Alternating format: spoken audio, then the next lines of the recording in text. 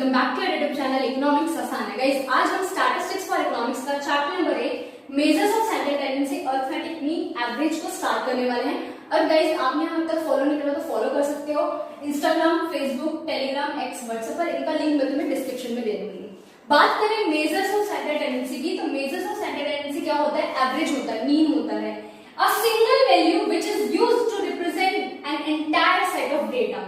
जब हम एवरेज निकालते हैं तो एवरेज कैसे निकालते हैं? सम ऑफ ऑब्जर्वेशन अपॉन में नंबर ऑफ ऑब्जर्वेशन। तो हम कितना भी बड़ा डेटा क्यों ना हो, उसको एक सिंगल वैल्यू में रिप्रेजेंट कर देते हैं और वो सिंगल वैल्यू पूरे एंटायर सेट ऑफ डेटा को रिप्रेजेंट करती है। That is known as measures of central tendency या फिर एवरेज या फिर अरिथमेटिक मीन। अब क्या उसके ऑब्जेक्टिव है, फंक्शंस है, उसको डिस्कस करते हैं।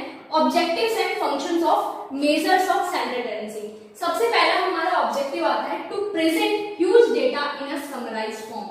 कितना भी बड़ा डेटा क्यों ना हो, हम उसको एक सिंगल वैल्यू में रिप्रेजेंट कर सकते हैं with the help of average, क्योंकि हमारा फॉर्मूला क्या है? सम ऑफ ऑब्जर्वेशन अपॉन में नंबर ऑफ ऑब्जर्वेशन। तो सारी वैल्यूज का सम करना है अपॉन में नंबर ऑफ ऑब्जर्वेशन से डिवाइड करके हम उसको एक वैल्यू में रिप्रेजेंट कर सकते हैं। तो ह्यूज डेटा को समराइज्ड फॉर्म में रिप्रेजेंट करना एवरेज का क्या है? फंक्शन है, ऑब्जेक्टिव है।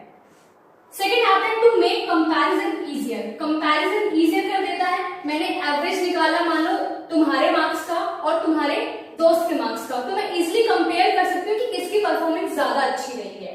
ठीक है, एक और एग्जांपल समझ लेते हैं। फॉर एग्जांपल के लिए कि एक बिजनेस है, उन्होंने देखा कि भाई इस मंथ जो है वो एवरेज सेल इतनी हुई है, तो वो लास्ट मंथ की एवरेज सेल से कंपैरिजन कर सकते हैं कि उनकी सेल बढ़ी है, कम हुई है।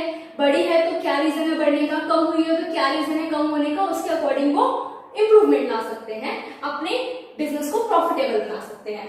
देन आता है to help in decision making. Decision making में हेल्प करेगा ना, जब हम एवरेज निकाल रहे हैं तो एवरेज से हम कंपैरिजन करेंगे और कंपैरिजन करेंगे तो कुछ रिजल्ट निकलेगा, इंटरप्रिटेशन निकलेगी, उसके अकॉर्डिंग क्या करेंगे? डिसीजन लेंगे। फॉर एग्जाम्पल के लिए जो मैंने एग्जाम्पल अभी दिया कि जब मैंने इस मंथ की अपनी सेल, एवरेज सेल कंपेयर करूंगी मैं लास्ट मंथ की एवरेज सेल से, तो मान लो कि मेरी सेल डिक्रीज हुई है इस मंथ, तो मैं काम कर पाऊंगी कि रीजन जान पाऊंगी किस वजह से मेरी सेल कम हुई है, तो उसके अकॉर्डिंग डिसीजन लेके मैं अपनी सेल को इंप्रूव करूंगी इन अपकमिंग मंथ।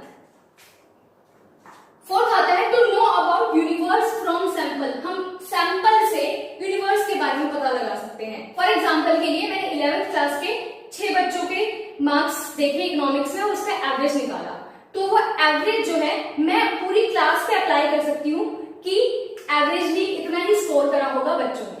तो हम जो भी सैंपल है वो अगर अच्छे से ले रहे हैं, अगर सैंपल हमारे यूनिवर्स को अच्छे से रिप्रेजेंट कर रहा है, तो ऑब्वियसली जो सैंपल का रिजल्ट है वो भी यूनिवर्स को रिप्रेजेंट करेगा। तो सैंपल से हम यूनिवर्स के बारे में पता लगा सकते हैं एवरेज का यूज करके।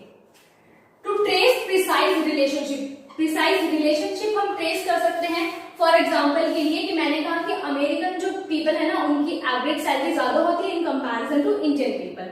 अब ये मेरा सिर्फ एक ऑब्जर्वेशन है या मेरा एक थॉट है, बट इसको प्रिसाइजली कैसे डिफाइन करूंगी मैं? जब दोनों की एवरेज निकालूंगी और उनको कंपेयर करूंगी, तब एक्चुअली पता चलेगा किसकी एवरेज इनकम ज्यादा है, किसकी नहीं है।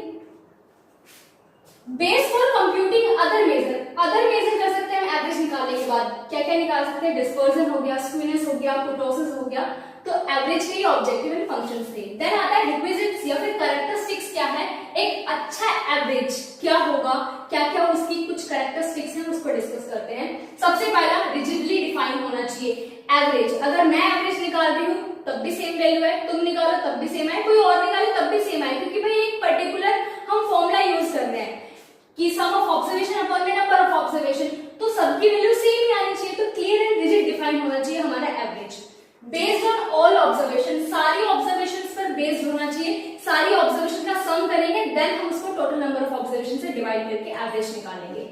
Least affected by fluctuation of sampling, कि अगर मैं सैंपलिंग में फ्लक्चुएशन करूं तो एवरेज हमारा बहुत कम अफेक्ट होना चाहिए, ऑलमोस्ट सेम ही वैल्यू आएगी। फॉर एग्जांपल के लिए मैंने 11th क्लास के 2 ग्रुप बनाए 5-5 स्टूडेंट्स के और उनकी एवरेज एज निकाली, तो ऑलमोस्ट जो है दोनों का जो एवरेज आएगा ना वो सेम ही आएगा। तो सैंपलिंग से बहुत कम इफेक्ट होता है हमारा एवरेज अगर हम सैंपलिंग में फ्लक्चुएशंस लाते हैं।